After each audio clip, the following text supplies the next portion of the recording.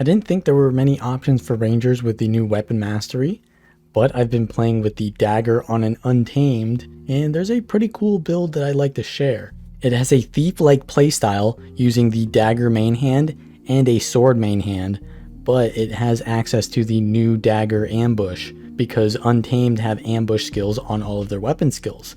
So the Dagger ambush is a port to the target, and you can use this to port away from enemies, like in World vs. World where there's many structures and neutral mobs that you can port to, or you can use it towards the target, which will also do a wide AoE, so it's actually pretty easy to land, and it will do an explosion that does poison, bleeding, and a decent amount of lifesteal because it's an Untamed ambush. So essentially how the build works is, it's a hybrid build that uses the Celestial stats with the Berserker rune, because that is the highest amount of condition damage and power. You want to be doing burst damage even though you have good sustain over time. You could go for a little bit more bursty stats than Celestial, but since you're full melee, you do want a little bit more survivability, so I could see going maybe Sinister and Berserker, but I go Celestial because that's generally the best for a full hybrid build. On the Dagger and Warhorn, I take the Earth and Torment Sigils, though it doesn't really matter too much what you take there. And for the Sword and Dagger, I go for Energy Cleansing because I use it mostly as the defensive weapon set, since it has the evade frames from the Dagger and the leaps from the Sword, though it is still a quite heavy damage weapon set as well. And I take the Relic of Speed because mobility is invaluable on a build that requires you to be in melee range most of the time, though I could see you going for Aristocracy or some other kind of damaging relic. Now the traits I take are Skirmishing and Wilderness Survival. It's not too important what you take in here, it's just passives, but mostly you want to be paying attention to the on weapon swap traits. So whenever you swap weapons, you'll get Fury, you'll get Swiftness, you'll get Quick Draw, which reduces the next weapon skill you use after you swap weapon. So this allows you to do cool combos where if you're kiting enemies, you can use your leap skill and then use it again, or you can use your heavy damaging ability like your Warhorn 4 and you can get double of that within one weapon swap. And then in Untamed, whenever you weapon swap, you get access to your Unleashed Ambush, which you normally only get every 15 seconds.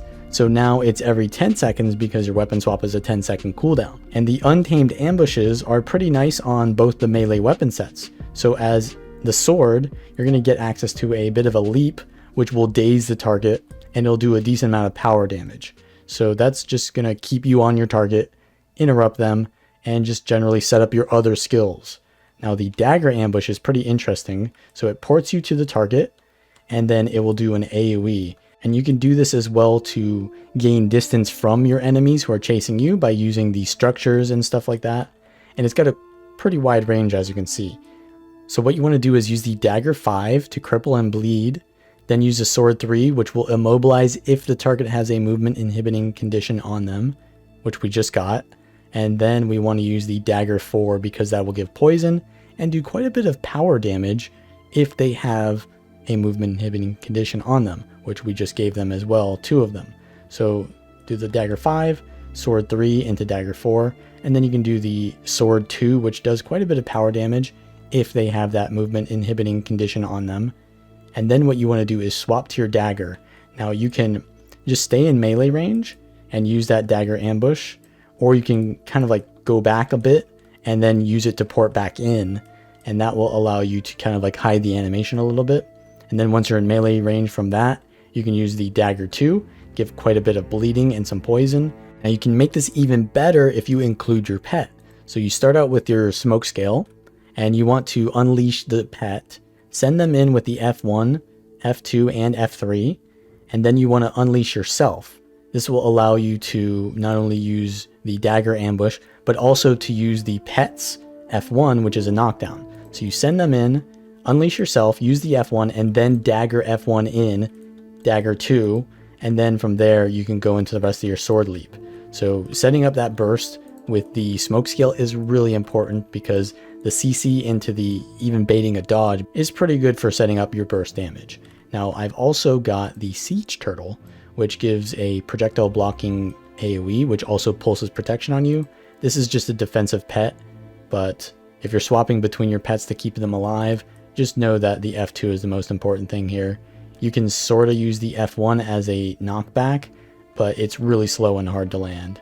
And remember that if you unleash yourself, you get extra damage, and if you unleash your pet, you get extra damage reduction. So just keep that in mind, but generally you just want to be swapping between your unleash on yourself and your pet, depending on which skills you want to use. But that's pretty much how you play the build. I'll be showing some clips in a bit, but if you do like the video, give it a like, subscribe for more, leave a comment what you think about the build, or if you found any other interesting ranger ideas. I think we'll be doing a hammer druid next, so subscribe for that, and I'll see you guys next time.